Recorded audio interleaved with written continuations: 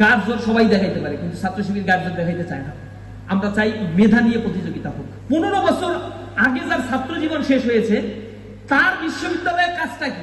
একেবারে আমি বলছি এটা তো তোমার চাচার বয়সী, সুতরাং মায়ের দিলে এটা নিয়ে খুব মন খারাপ করিও না। ছাত্র তো টাকা দেয় না, পয়সা দেয় না, তাহলে এখানে কেন দায়িত্বে থাকতে হবে? ডালনে কুছ কালায় ঝামেলা কি? আমরা এখন পর্যন্ত কোনো ধরনের মাইর খেলেও মাইরের কোনো জবাব দিচ্ছি না। তার মানে শক্তি নাই এটা মনে করার কারণ নাই। সব ক্যাম্পাসে ছাত্র শিবিরকে সবাই ম্যান্ডেট দিচ্ছে, ছাত্ররা আমাদের সাথে আছে, কিন্তু শক্তি থাকলেই সবসময় শক্তি দেখাইতে হয় না। ইসলামী ছাত্র শিবির মনে করছে জুলাইয়ের পরে ক্যাম্পাসগুলোতে মেধার চর্চা হওয়া উচিত, মেধার ভিত্তিতে কম্পিটিশন হওয়া উচিত, যুদ্ধটা হইলে ইন্টেলেকচুয়াল ওয়ার হওয়া উচিত। গাছ জোর সবাই দেখাইতে পারে, কিন্তু ছাত্র শিবির গাছ জোর দেখাইতে চায় না। আমরা চাই মেধা নিয়ে প্রতিযোগিতা হোক।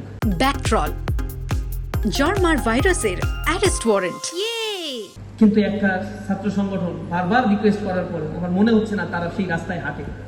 আমরা বলছি আমরা একটা নবীনবরণ করলে তুমি আরো 10টা নবীনবরণ করো, আমি একটা স্টুডেন্টদেরকে নিয়ে হায়ার এডুকেশনের প্রোগ্রাম করলে তুমি আরো 20টা করো, আমি সফট স্কিল ডেভেলপমেন্টের কোর্স লঞ্চ করলে তুমি আরো 20টা কোর্স লঞ্চ করে দাও।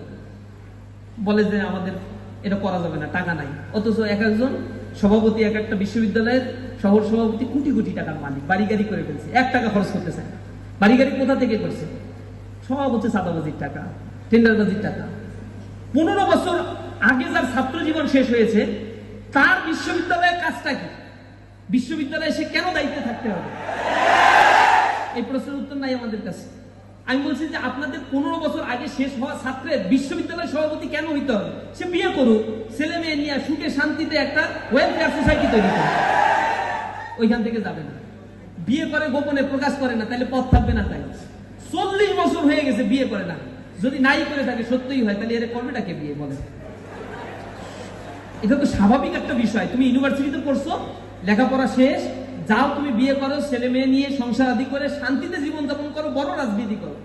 তোমার কাজটা বিশ্ববিদ্যালয়ে কি? বিশ্ববিদ্যালয়ে কাজ করে, মরলিপানা করে, এরে ধরে ওরে ধরে, এরে মারে, ওইটা করে। এই নগ্ন পলিটিক্স গুলো কেউ আর পছন্দ করছে না।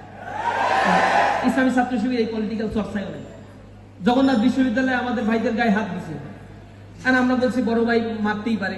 একেবারে আমি বলছি এটা তো তোমার চাচার বয়সী, সুতরাং মায়ের দিলে এটা নিয়ে খুব মন খারাপ করিও না। চাচার বয়সী এটা এমনি এমনি বলি নাই।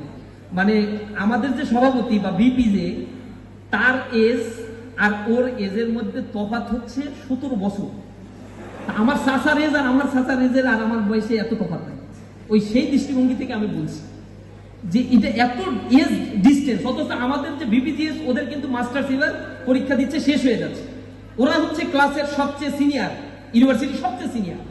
আর তাদের চাইতো আমাদের সাবেক কেন্দ্রীয় সভাপতি জগন্নাথের ছাত্র, সে আমারে বলে যে ওদের যে সভাপতি তা তো আমার চাইতো প্রায় 4 বছরের সিনিয়র।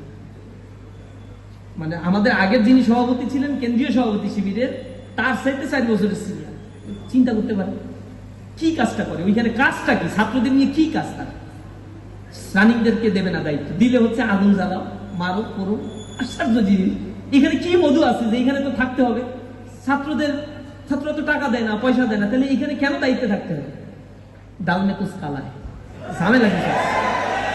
ওরা তো আমাদের মাইরা লাইন লাইনে আসতে চায়, মারলে পদ পদবি বাড়ে। আমরা চেষ্টা করছি ক্যাম্পাসকে শান্ত রাখা।